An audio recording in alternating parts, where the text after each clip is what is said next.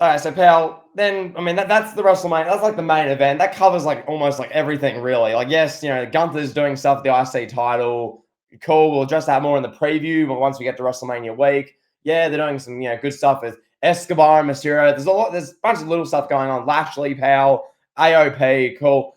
But really, the only other thing that we deem right now is really like, okay, we really want to address this is Bayley. Bayley won the Women's Royal Rumble. Once again, as we touched on, Kevin, you were there. You saw Bayley win the Women's Royal Rumble. It was like, oh my God, Bayley won. But on TV, on the press conference in Las Vegas a month ago, Bayley wasn't even on it. On TV, it's sort of like, okay, let's listen to Damage Control with Dakota Kai, cut promos in Japanese as subtitles, and then here's Bayley. And then we're getting segments with Bianca Belair and Naomi talking about Bayley, but Bayley's barely actually on herself. So, Kevin, I'll ask you, is Bayley being treated like an afterthought, and why? Like, why is that happening? Yeah, I think she is. I think it's at this point hard to deny. Yeah, I was there at the Royal Rumble, like you said, a little over a month ago, and she easily got the biggest reaction of the night for in terms like at the end of the match for her win. Her win was a bigger reaction than Cody, bigger reaction than the Logan Paul, Kevin Owens, bigger reaction than the Fatal 4-Way match when Roman just won again. Like, everybody was into it. The whole crowd. Have you seen that picture of the whole crowd pointing at the WrestleMania sign with her? Yeah. Like, that picture's incredible. Yeah, the picture's incredible. I saw some people creating this narrative that this is like a storyline with Bayley, where like she's being downplayed and she's being left off of the WrestleMania poster and the conference and all that stuff on purpose. So she could say like, oh, I've trumped the system, bro. I'm not supposed to be here. And maybe that's where we're going. Maybe she's going to be Io Sky, and then she's going to be like, I finally deserve recognition. Like, I want to be on the cover of the next poster, like, pay-per-view poster. Like, maybe we'll get that. Who knows? As we get closer to WrestleMania, I don't really think that's the case. To be blunt about it, what I think is happening is WWE is like, okay, look, this girl is feuding with people that don't speak English, that don't connect with the American audience. So we don't really want to have her and Io Sky face off at a press conference because it'll be a disconnect. Yeah. Which I think is a shame because Bayley can easily carry it. Like, if you want to be a real sport, like UFC, when they do press conferences, they have all types of people from all different cultures. Yeah. And all you need is a good face off. Like, Io could slap Bayley or whatever. You could have Dakota Kai out there speaking for Io, and Dakota Kai could slap Bayley, whatever you want to do. She's the biggest female babyface in the company right now. Bianca's cooled off significantly. Rhea Ripley, is she a babyface? Is she not? She's more of just a character. Like, this is just a star. Bayley's just a pure babyface, and she's bigger than Becky Lynch at the moment. Like, this is her moment. It's finally her time to shine. She's taking a back seat to the other 3 women of the 4 horsewomen, and she's taking a back seat to countless stars just throughout her whole career. This is her moment in the sun, and it just seems like a missed opportunity on WWE's part. Yeah, like they couldn't at the press conference at least had a 5-minute segment with Bayley and Io and Damage Control where Bayley's literally, she does like all the talking and Io just like sits there and just refuses to acknowledge her. Like Io just sits there with the championship, just like looking at the cameras.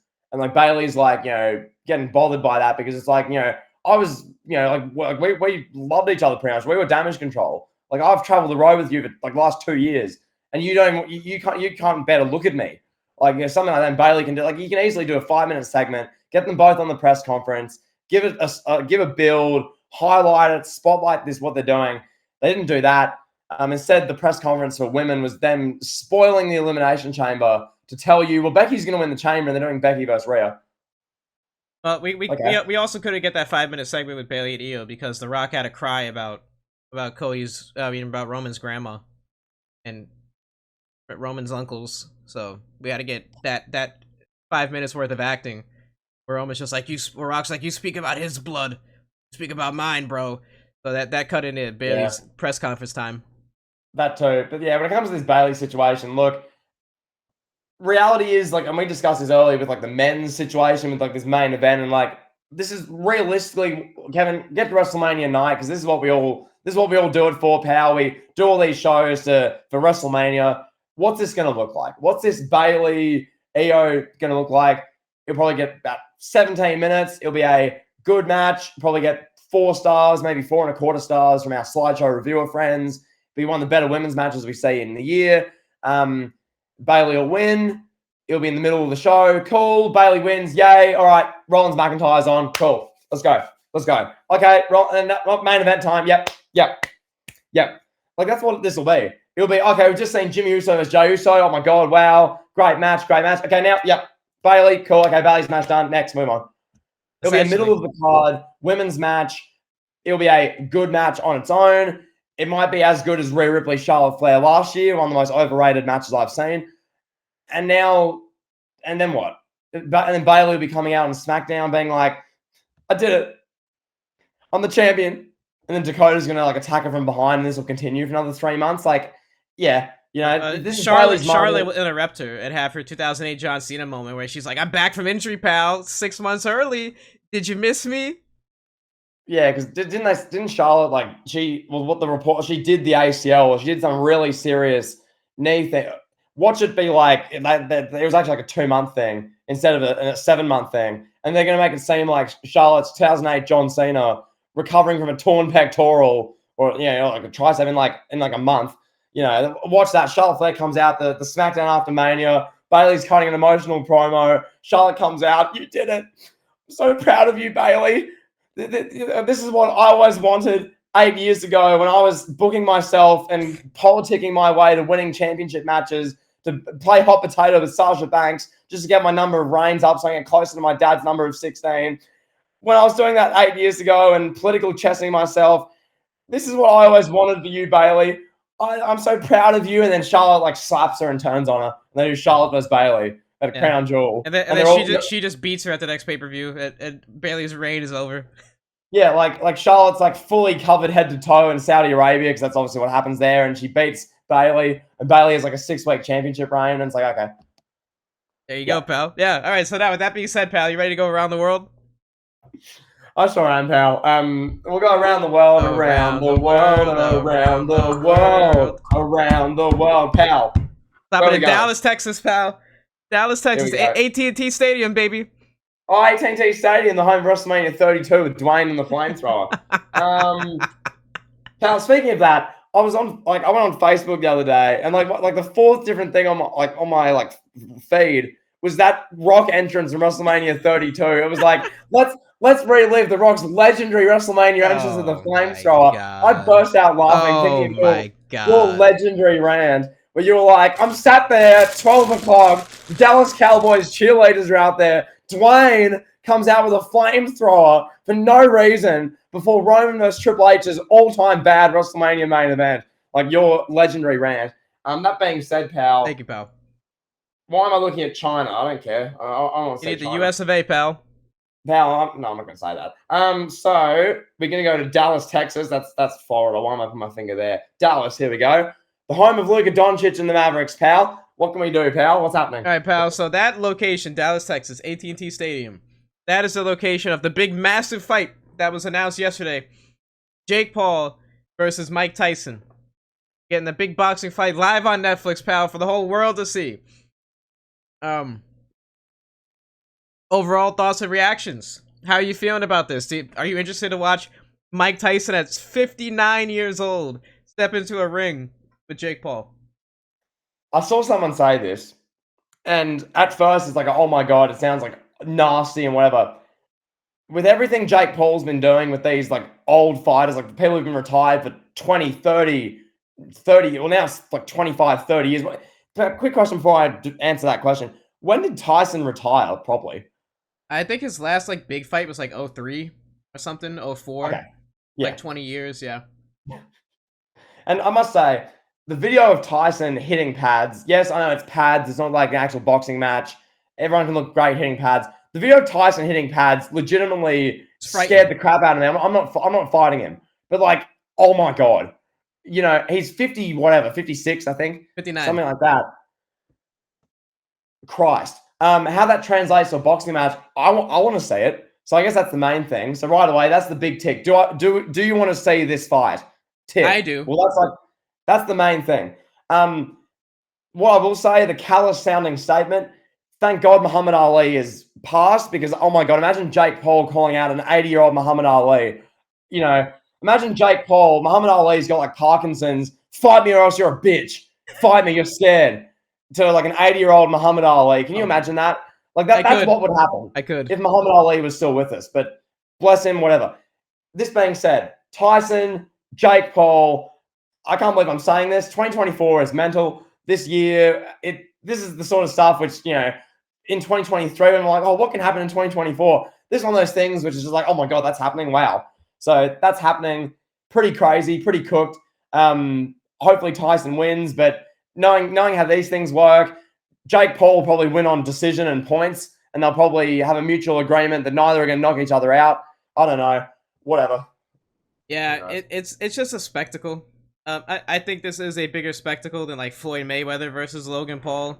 Like that was just like, okay, Logan Paul's like 6'8", bro, and he's wrestling 5'7" Floyd Mayweather, like, or boxing, I should say. Like, okay, whatever, cool. Logan Paul's clearly found his home in WWE. I don't think he needs to be boxing anymore, but I'm sure we'll get another Logan Paul boxing fight at some point that nobody asked for. Yeah. Jake Paul is like the thing about him though is he's a legitimately good fighter. Like, but there's just no money in wrestling like legitimately good boxers. Like everybody's like, oh, he's scared. He's scared to wrestle good boxers. Like, yeah, he doesn't want to lose his value. If he gets knocked out by a legitimately good fighter, everybody's gonna be like, oh, this guy's a joke. And then nobody's gonna want to watch him box Nate Robinson and Mike Tyson. Like, the money is in fighting Mike Tyson. How much money do you think these guys are getting paid to go on Netflix to fight each other? Like $100 million each, at least. Yeah.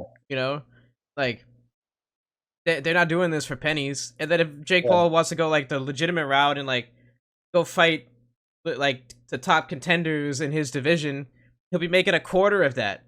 And it will probably lose because he's not that good of a fighter. Like, yeah, he takes it serious and he's a legitimate fighter. Yeah. But he's not that good where he couldn't stay in the ring with like world-class boxers. Like, well, and the thing with that, so with Jake Paul's timeline, yeah, he can KO Nate Robinson, Powley, KO Ben Askren. These non-boxers or like really washed like MMA fighters or what have you. And then he faced Tommy Fury and then lost. And it's like, oh, okay, cool. So then Tommy Fury's not even like a legit, Tommy Fury's family boxers, but he's a Love Island, like he's a celebrity sort of, he boxes, but it's like, that's not really his full-time thing really, or he's not that good at it anyway. So then there's that. And then Jake Paul, I don't know if you saw this, he beat some guy like a week ago, I don't know who it was, some 40-year-old who looks like an accountant. And it's like, okay, good for him. So he's like, and as you say, I'm not one of these people like everyone's like, oh, he needs to fight real fighters. He needs to face some hungry, driven, perfect technique, crazy 22-year-old from the Philippines who boxing's been their life since they were 3 years old and they kill you within 30 seconds. I'm not saying he needs to do that because that'd be dumb from his point of view. Why? What does he get out of that? Now, because Jake Paul's taken this route, now we're going to enjoy, pal, watching Mike Tyson, the GOAT, or one of them, versus Jake Paul on pay-per-view. Sure. Or not even pay-per-view, on Netflix. So, even better, pal. Yeah. Even better. Hell yeah, I'm down. Like, why not? Cool. Yeah. Great. And for wrestling fans, this is a preview of what Monday Night Raw is going to look like on Netflix as well. So, exactly right, pal. You know, political chess with old guys. Yeah, but there you go, pal. Well, just for the stream, we can see the stream feed and all that. But speaking of boxing, pal, big day for boxing yesterday. Anthony Joshua versus Francis Ngannou. Oh my God. Yeah. Ngannou got embarrassed, to put it politely. He got knocked down twice before he got knocked out viciously. He got knocked down once in the first round, I believe, and then another time in the second round. And later in the second round, just gets finished off by a big right hand by Joshua. It was so bad that his knee buckled and folded up, and he got cooked, pal. So Francis Ngannou had a good fight with Tyson Fury a few months ago, and everybody was like, oh, maybe he got robbed.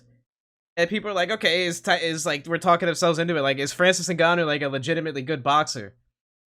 And then now it looks like, hey, Tyson Fury didn't take him serious. And Tyson Fury just went in there and messed around. Anthony Joshua took Ngannou very serious.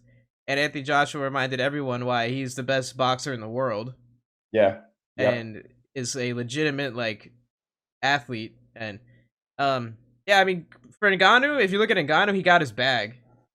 Fighting Tyson Fury and fighting Anthony Joshua back to back, like, that's what, 8 times the amount of money that he would have made if he fought Exactly. 5 UFC fights in that time span. Yeah. So, and now his value is at an all-time high. Anyway, like, okay, he lost Anthony Joshua, no shame in that. If he decides, Yeah. like, hey, I want to go fight John Jones now in the octagon, he can tell Dana White, hey, give me $20 million, bro, just to walk through the door. Then I want pay-per-view points, merchandise, parts of the ticket sales. I want all this, pal. And, Yeah. and Ngannou and John Jones would be the type of fight that the UFC needs to save their dying brand at the moment, pal. So, go Yeah. ahead. Not to go on too long about boxing, because most of our audience doesn't really, I don't imagine, is like a crazy hardcore into boxing. I'll just give my stance on boxing generally. Tyson Fury, when he has something to prove, is like the best boxer in the world. Yes. But the key point is when he has something to prove. Right. When he was spending his whole life trying to beat and win the world title, and he beat Klitschko, and that happened, and that was like, oh my god, this is the guy now. He's entered Klitschko's part of the world and won, pal. Oh my god. And then obviously everything with the depression and whatever, and he fell off, and then he came back and he has something to prove. He's facing Deontay Wilder, pal. Deontay Wilder has a big right hand from Alabama, pal. He's gonna KO him, pal. Deontay Wilder knocks everyone out, and like they do the draw, and Fury had like no training. And then, pal, Fury peaked, I think, at Fury Wilder 2, February 2020. Like that was the peak of Tyson Fury. He literally went after Wilder and destroyed him, and like just cooked Deontay Wilder. And ever since, it's been 4 years. Fury's been dodging Joshua, dodging Usyk, dodging anyone who's actually legitimately good, fighting Derek Lewis and Chisora and these old guys who he's clearly just better than, fighting Ngannou and literally losing to him. Like Fury lost to Ngannou, He did. but they called it a decision to be generous to his reputation. Like Fury hasn't properly tried in 4 years. He barely survived the third Wilder fight. He literally got knocked down twice and only won in like the 10th round because he like got a good punch in. So Fury's he's going to get destroyed by Usyk. Anyone who knows boxing to some extent, I don't know boxing that much. I've watched previews and breakdowns. Usyk's going to win on points, probably realistically. Yeah. Usyk's probably not going to KO Tyson Fury cold. Fury's like a 7-foot lug of a man. That's probably not going to happen. Usyk's like 6'3". Usyk's barely even a heavyweight. But Usyk's going to beat him. Joshua would knock him out if he ever stopped ducking Joshua. Joshua would knock him out, I think. Yeah, and I love boxing more than I should in 2024. So yeah, I know a little bit more probably than the average fan, and I could bore our listeners to death talking about boxing for like 20 minutes. But go ahead. Well, I hate how boxing works, right? Because obviously, it's disgusting. As the viewer, we go, okay, let's say Fury beat Wilder. Okay, we now want to see Fury versus Joshua. That's the matchup that makes sense. Whatever. It's not like the UFC where they have like legitimate rankings, and that's a contender fight, and that now it's the title fight. It doesn't work really that way. And if it does, even if like they're set to fight, there'll be negotiation breakdown, pal. This person wanted 60% of the fight purse. This person, like Fury doesn't like this negotiator. Fury hates Eddie Hearn. Oh, now Fury versus Joshua won't happen. It's like, well, okay, great. I guess we're now deprived of saying that, and now your legacy's taking a hit because you're dodging it again. Well, okay. Let me give you a quick breakdown on why boxing is in the state it is in. I'll give you a WWE I'll give you a wrestling comparison. Sorry. Yeah. So boxing is broken down into 4 major organizations, right? Yeah. It would be like if WWE, AEW, New Japan, and Ring of Honor, or TNA, let's say TNA for the 4th, all came together, right? And we're like, we are professional wrestling. There's no longer WWE on the top, and then, no. We are professional wrestling. Yeah. Then you have Roman as the champion of WWE. You have whoever you want to put. You put Rollins as champion of TNA just for conversation. You have MJF as champion of AEW. And then you have Okada as champion of New Japan. And then, like, essentially Roman's like, hey, look, because of the Muhammad Ali rule, there's a law, the Muhammad Ali law. Boxers get paid significantly more than any other combat sports athletes. They get paid enough just off pay-per-view and ticket points that they don't need to fight anyone. They fight. Floyd Mayweather would make like $400 million because people bought his fights. It didn't matter who he fought. There's no incentive really to fight the best. So it would just be like, okay, Roman, he's gonna make $10 million to wrestle Finn Balor. To wrestle Finn Balor, or to wrestle like a guy from Imperium in the main event. It's Roman versus Imperium. Roman Reigns versus Ludwig Kaiser, pal. Yeah, and then he makes $10 million to do that. If he wrestles Cody, right, he'll make 15. So why would Roman risk losing his championship and his reputation by going in against a star that could outdo him in promos and outdo him in the ring, when he could make 5 million less and keep doing it longer and longer by wrestling a guy from Imperium and Finn Balor? And like, that's essentially why boxing is where it's at. Like, there's no incentive for the best to fight each other. So it very rarely ever happens. Like, Mayweather fought Pacquiao, what, like 7 years too late? Yeah. When they were both like late 30s already? Yeah. Nah, bang on, bang on. And yeah, so I mean Fury's fighting Usyk in like May. See how that goes. Joshua If should that be, even happens, like, I don't know. It wouldn't surprise me if Fury pulled out, honestly. wouldn't shock me, you know. It's sad to see what happened to Fury, like, you know, like, because there was a time 6 years ago when he was coming back and he was trying to overcome Wilder and whatnot. You think, oh my god, like you really get behind him. He's so relatable in the sense of, you know, he's real, he's authentic and whatever. And now it's like, okay, well, he's just, you know, boxing dude with heaps of millions of dollars, and he's just on his own little world with yes men. It's like, okay, yeah, cool, exactly, pal. All right, so we'll get out of here. We'll be back soon with part 2 of this massive elite take, pal. Yep. Peace.